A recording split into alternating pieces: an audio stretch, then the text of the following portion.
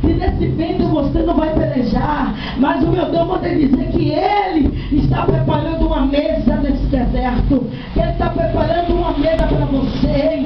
Ele diz que Ele vai te dar vitória, porque toda palavra se cumpre na vida do seu. Eu vejo a irmã chorando, pedindo a Deus algo. O Senhor diz ela que dará